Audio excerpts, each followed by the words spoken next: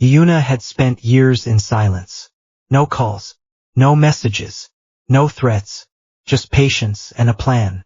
On the most important day of his life, she walked through the doors of his wedding venue wearing a different name, a different face, and the same obsession she had never buried. When Brian spotted her across the room, he had one choice to make, and he made it without hesitation. What happens when the past crashes into your happily ever after? Watch to find out. The morning arrived like a held breath, still, golden, and trembling with the weight of everything it carried. Brian Choi stood before the floor-length mirror in the bridal suite's dressing room, adjusting the collar of his white-fitted shirt with the kind of precision that came naturally to a man who had spent years making calculated, exacting decisions. His bleached blonde hair, a quiet rebellion against the dark expectations that came with his name, was styled back with effortless polish, the contrast of it sharp and striking against the warm tone of his skin. He was 32 years old, broad-shouldered, still, the kind of man who entered rooms and caused them to reorganize themselves around him without ever asking them to. The tattoos that crawled up his neck and disappeared beneath his collar told stories that the world was not invited to ask about. Dark ink, deliberate lines, each one a chapter of a life that had been built in the shadows of things most people only whispered about. Brian Choi was, by every definition that mattered in Seoul's underworld, a dangerous man. A man of empire, a man of silence and strategy and iron nerve. But today, standing in this room, in this light, with the faint sound of a string quartet warming up somewhere below, none of that mattered. Today all that mattered was Priscilla. His Priscilla. He exhaled slowly, his reflection watching him back, and for the first time in as long as he could remember, Brian Choi looked like a man who was not in control of everything, and did not mind. The ceremony venue was everything she had described wanting when they had sat together in their apartment many months ago. Her feet tucked beneath her on the couch, her long dark curls falling over her shoulder as she scrolled through image boards with quiet excitement. She had shown him photographs of soft candlelight, draped white fabric, flowers in shades of ivory and blush and deep wine red. She had described how she wanted the room to feel like warmth, she had said. Like the first moment you realize you are safe. He had booked the venue the following day. He would have given her anything she described. That was not sentiment, it was simply truth.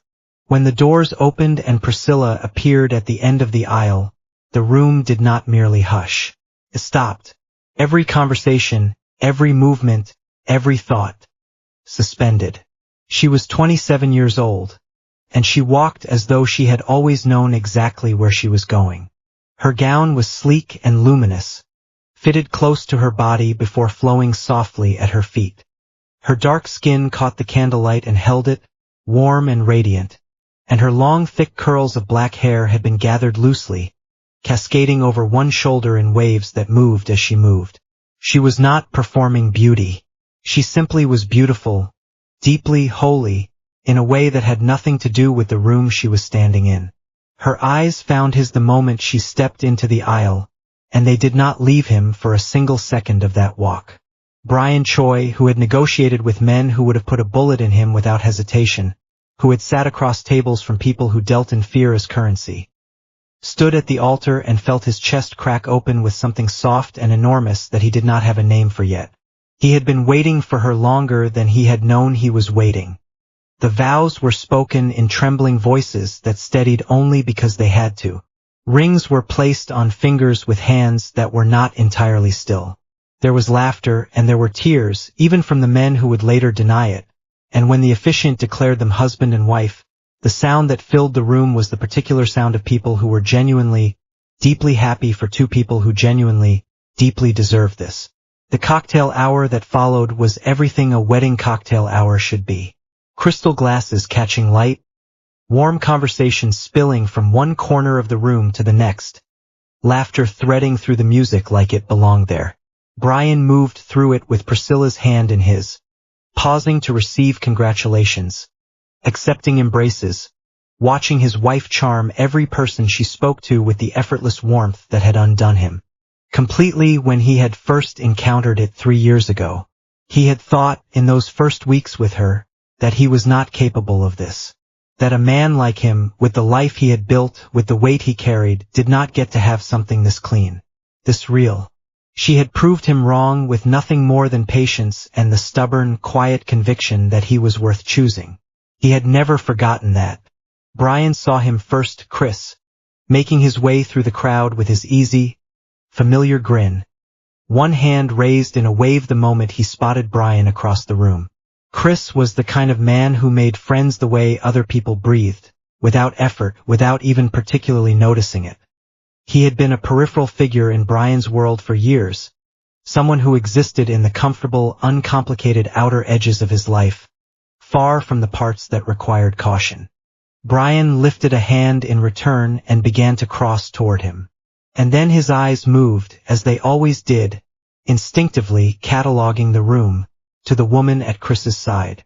The world did not tilt. Brian Choi was too disciplined for that. His expression did not shift. His step did not falter. Not a single thing about him changed on the outside. But inside, something went very, very cold. Yuna. He recognized her immediately, even through the years, even through the burgundy hair she had styled elegantly for the occasion, even through the carefully composed expression she was wearing like a costume. He recognized the line of her jaw, the particular way she tilted her head when she laughed, the precision of her posture.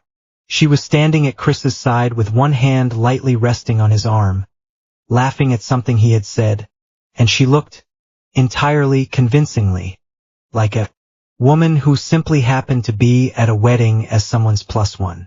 She did not look like a woman who had spent years sending messages that ranged from desperate to threatening. She did not look like a woman who had once shown up at his workplace, his home, his regular haunts, over and over again, long after he had made it absolutely clear that whatever had briefly existed between them was over and done with. She did not look like a woman against whom he had eventually, after she had attempted to force herself on him and made direct threats of violence, filed for and been granted a restraining order. She looked like a guest, which was, Brian understood in an instant, entirely the point. He reached Chris with a calm he did not feel, accepted the congratulatory embrace, and then drew him smoothly to the side, just far enough for privacy, close enough to keep an eye on Yuna across the room. "Good to see you, man," Chris said warmly. "This place is incredible. Priscilla looks absolutely..." "Chris." Brian's voice was quiet, measured. "The woman you came with. How do you know her?"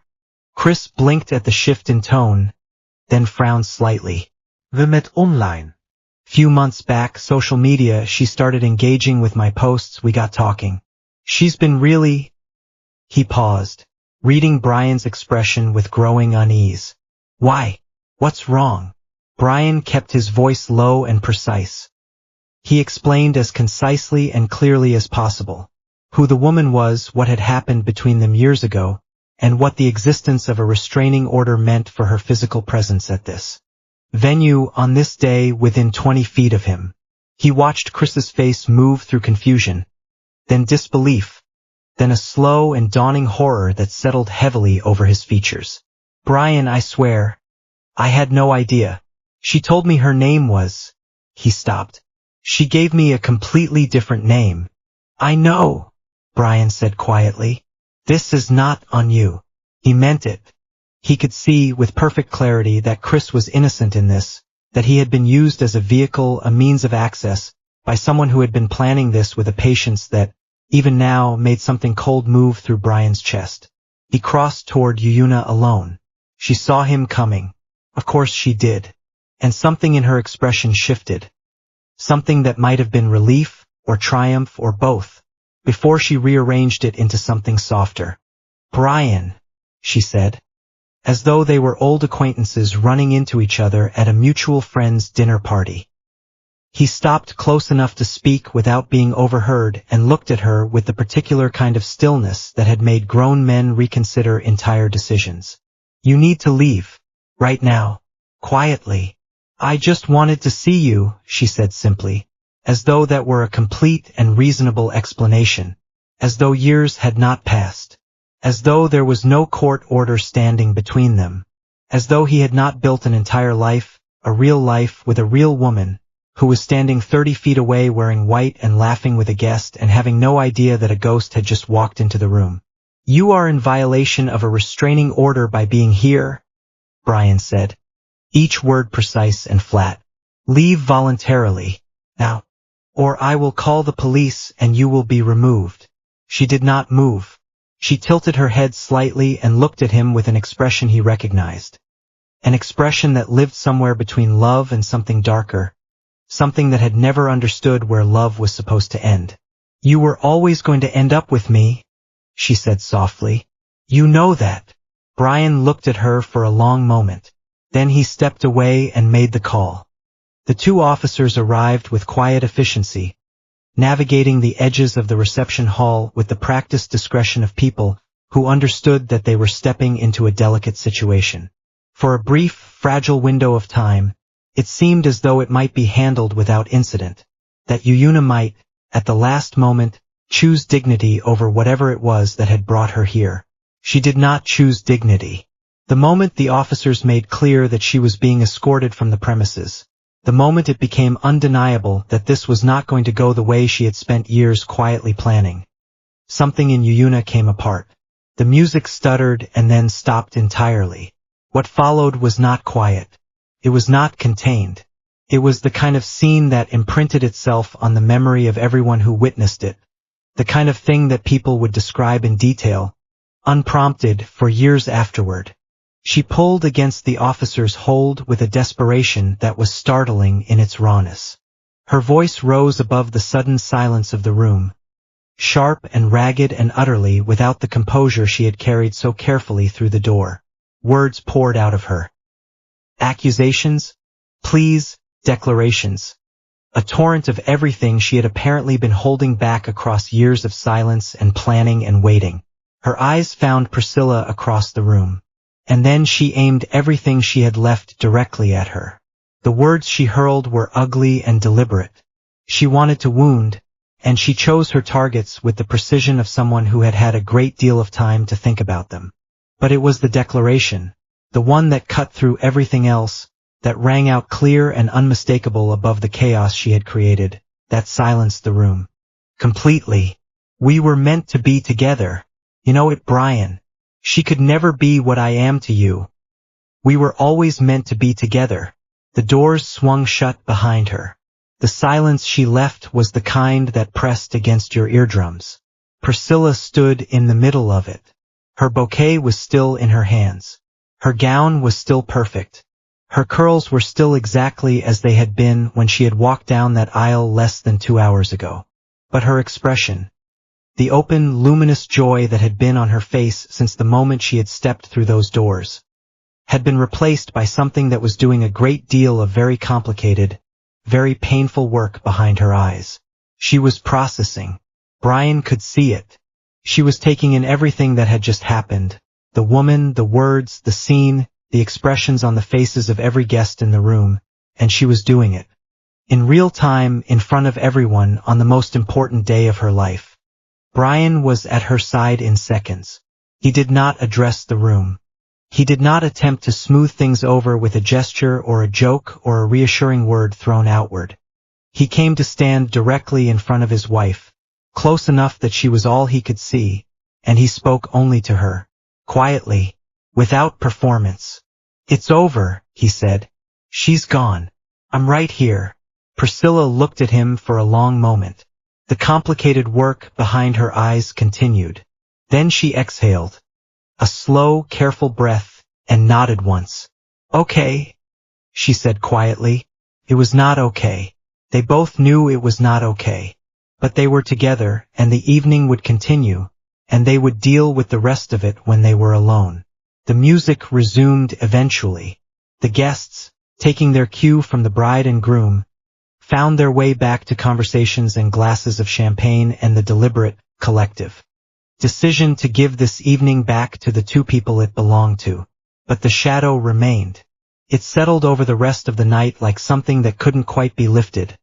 present in the slightly too careful laughter, in the glances exchanged between guests who had been watching, in the quiet that fell between songs where there should have been none. Brian noticed all of it. He always noticed everything. And he understood, with the clarity that had always been one of his most useful and most painful qualities, that tonight was not the ending of anything. It was only the beginning of what came next. They sat together in the quiet after the guests had gone. The venue was empty now, the staff moving through the distant rooms, candles guttered to wax stubs, the flowers beginning their slow, imperceptible wilt. Brian had loosened his collar. Priscilla had removed her heels and tucked her feet beneath her on the settee, her curls loose around her shoulders, her gown catching the last of the low evening light. They did not rush into the conversation. They sat for a little while in the particular kind of quiet that exists between two people who have been through something together and are not yet ready to put words to it. A quiet that was not cold, not distant, but weighted with everything that needed to be said. Brian spoke first. "I should have told you before I made the call," he said. It was not a prepared statement. It was simply true, and he said it plainly. "You knew she existed. You knew about the order. But you didn't know she was here, and you didn't know what I was about to do. You were blindsided. In front of everyone. That was my fault." Priscilla was quiet for a moment. Then she looked at him, really looked at him, with the particular steadiness that he had fallen in love with long before he had admitted to himself that falling was what was happening. "You weren't wrong to call," she said. "She broke a court order. You had every right." "That's not what I said." "No," she agreed. "It's not." She exhaled slowly. "I was angry at you. When it was happening, I was angry at you. And I know that wasn't fair. I know the anger wasn't really for you. But it landed on you anyway, and I'm sorry for that. You don't need to apologize for what you felt. Maybe not, but I'm apologizing for where I put it." They sat with that for a moment. Then Priscilla said, quietly but with a clarity that did not waver, "What hurts the most isn't her. It isn't even what she said. It's that she managed to take this day. This specific day, that we planned and waited for and looked forward to for 2 years, and make it about herself." Her voice remained steady even as something in her eyes went tight and glossy at the edges. "I wanted one day, just one day that was only ours. And she took it." Brian said nothing for a long moment. There was nothing adequate to say, so he did not try to find something adequate. He simply reached across and took her hand, not as a gesture, but as a fact, and held it. "She didn't take us," he said finally. Priscilla looked at him. Something shifted in her expression, subtle, but real. "No," she said after a moment. "She didn't." They talked for a long time that night. About Yuna, the full history of it, the restraining order, what Brian had never fully detailed before because it was not something he revisited willingly. About the wedding and the guests and the whispers that had already begun circulating before the evening had ended. About the particular, exhausting unfairness of having to do damage control on a day that should have held nothing but joy. Because the thing that had moved quietly through the room after Yuna's removal was this. Most of the guests had not known who she was. They had seen a woman being arrested at a wedding while screaming that the groom was meant to be with her. Without context, the story that wrote itself was an obvious and ugly one. By the following morning, Priscilla was fielding careful, delicately worded messages from people who were too polite to ask directly but whose concern was entirely transparent. Brian was receiving calls from people he trusted who were letting him know what was being said in the spaces he wasn't in. They spent the day making calls, setting the record straight, doing the slow, painstaking, deeply unglamorous work of correcting a narrative before it could harden into something immovable. It was exhausting. It was infuriating. And it was the last thing either of them should have been doing on the first day of their marriage. The call to Chris came on the second day. They made it together, Brian and Priscilla side by side, the phone between them on speaker. The first thing they asked was whether he was all right. He sounded shaken, Guilty in the way that people who have been used as instruments of harm feel guilty even when they carry no actual culpability, but he was all right. Then they asked him to walk them through everything. He did. He had found her, or rather, she had found him, through social media. She had begun engaging with his posts gradually, over the course of nearly a month. Likes first, then comments, then a direct message, friendly and light, something complimentary about something he had posted. It had felt natural, organic, the kind of connection that happens effortlessly online when two people share interests or move in adjacent social circles. They had talked for weeks. She had been warm, funny, interested in him in a way that felt genuine. She had never mentioned Brian's name, had shown no signs, according to Chris, of even knowing who Brian was.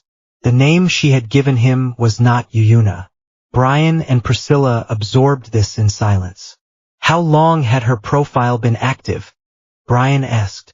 Chris hesitated. That's the thing. I looked after everything. The posts on her profile go back 3 years. Minimum.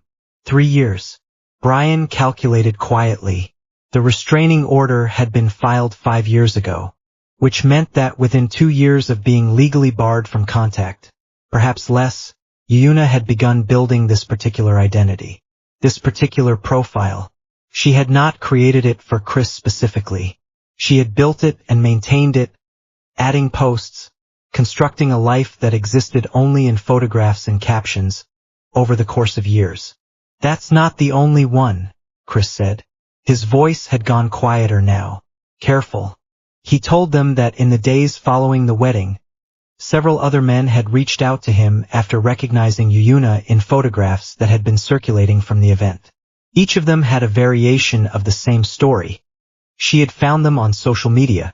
She had built a rapport over weeks or months. She had given them a different name, a different personality, a different version of herself, tailored to fit whoever she was targeting. At least 3 other accounts that they currently knew of, possibly more. None of these men had known Brian, but all of them, when the connections were traced, existed somewhere within the outer edges of his world.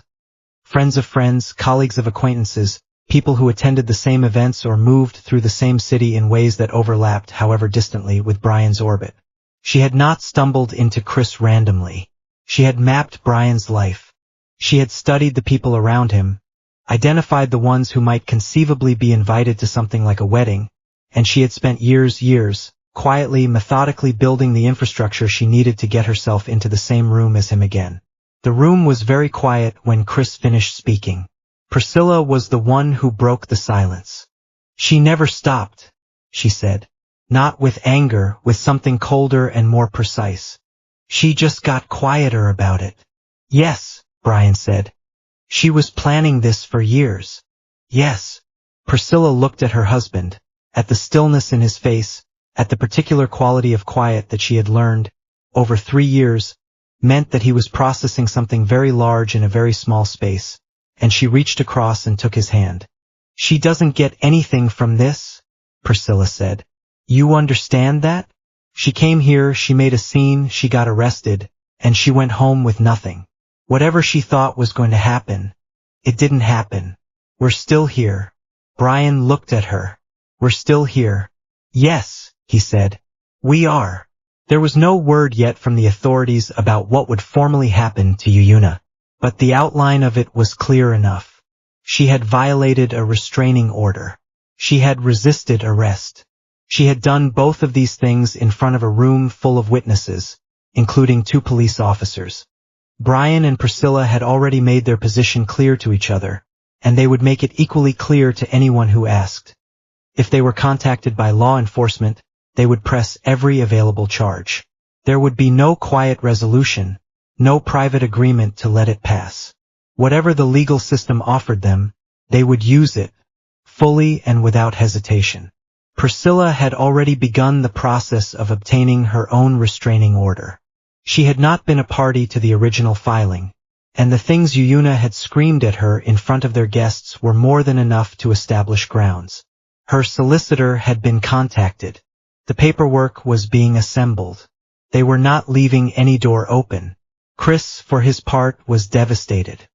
He had been meticulous in his apologies, had called multiple times, had offered to provide any statement or documentation that might be useful to law enforcement, had made it unambiguously clear that he would cooperate fully with anything that was needed. Brian and Priscilla had been equally clear with him. He was not blamed. He had been deceived with a skill and a patience that most people would never encounter in their lives. What had happened to him was not stupidity or carelessness. It was the consequence of being targeted by someone who had been practicing this particular deception for years. That did not make it easier for Chris to sit with. But it was true. The other men who had come forward, the ones who had also been contacted by Yuna under her various assumed identities, had been connected with each other through Chris, and a quiet but thorough accounting was being assembled. Dates, screenshots, account names, platform records, the kind of documentation that builds a picture no one can argue with. It was a picture, Brian understood, of obsession that had never burned itself out, that had simply adapted, gone underground, learned patience. He had believed, for years, that the silence meant it was over. It had not been over. It had only been quiet. On the third morning after the wedding, Brian found Priscilla standing at the window of their hotel room, looking out at whatever city the honeymoon had brought them to, the light catching her curls, her tea cooling in her hands, something distant in her expression. He came to stand beside her without speaking. They stood like that for a while, the city moving below them, unhurried and indifferent, before she said, without turning, "Do you ever wonder if she actually believed it? That you were meant to be together?" Brian considered this with the seriousness it deserved. "I think she built a story," he said finally, "and then she lived in it so long she couldn't find the exit anymore." Priscilla was quiet for a moment. "That's the saddest thing," she said. "Not with sympathy, with the particular exhaustion of someone who has been the target of another person's story and had to pay the cost of it. To spend years of your life on something that was never real." Brian looked at her, at the long, elegant line of her, at the loose curls catching the morning light, at the ring on her finger that had been placed there 3 days ago in a room full of people who loved them. "Some people choose what's real," he said, "and some people choose the story." Priscilla turned from the window and looked at him. "And you?" she asked, quietly, already knowing. "I chose you," he said. "I will keep choosing you, every single day, without exception." She looked at him for a long moment. Then she set down her tea, stepped into him and let him hold her, properly, fully, with nothing else in the room and nothing between them, while the city below them continued on, entirely unaware of the two people standing high above it, choosing each other again in the ordinary morning light. They came back from their honeymoon to paperwork, phone calls, and the slow bureaucratic machinery of legal consequence grinding into motion. Yuna faced charges for violating the restraining order and resisting arrest. The documentation that had been assembled, from Chris, from the other men who had come forward, from the platform records that traced the web of fake identities she had maintained across years, painted a picture that left very little room for interpretation. Brian and Priscilla attended every required meeting, signed every required document, and pressed every available charge. Priscilla's restraining order was granted. The rumors that had circulated in the days following the wedding were, one by one, addressed and corrected. Some people required more convincing than others. A few fell away entirely, the kind of people Brian had long ago learned, who prefer a dramatic story to a true one. He did not mourn them. Chris remained. He was quieter for a while, carrying the particular guilt of someone who has been used as a weapon against people he cares about, but he remained. That mattered. In the months that followed, Brian and Priscilla built the marriage they had promised each other at that altar. It was not without difficulty, no marriage is, and the shadow of what had happened at the wedding appeared sometimes in unexpected places. In a moment of tension that might not have existed otherwise, in a night when one of them could not quite explain the restlessness they felt, in the particular way Priscilla sometimes paused when a notification arrived from an unfamiliar account. But it was also this laughter in the kitchen on Sunday mornings. Arguments settled not with silence but with the particular intimacy of two people who have chosen to understand each other. Priscilla's curls spread across Brian's shoulder in the dark, his hand finding hers without thinking. It was ordinary. It was specific. It was real. And that, in the end, was everything. Some people spend years chasing what they have decided is theirs. They grow fluent in patience. They build elaborate architectures of waiting. They convince themselves that persistence and obsession are the same thing as destiny. But love, real love, does not have to be pursued across years and through fake names and into rooms where it is not welcome. Real love is chosen, every morning, by both people, freely, and no amount of planning or waiting or breaking down doors changes that. Thank you for watching. If you enjoy the story, don't forget to leave us a comment. Also like, share and subscribe to our channel and click on the notification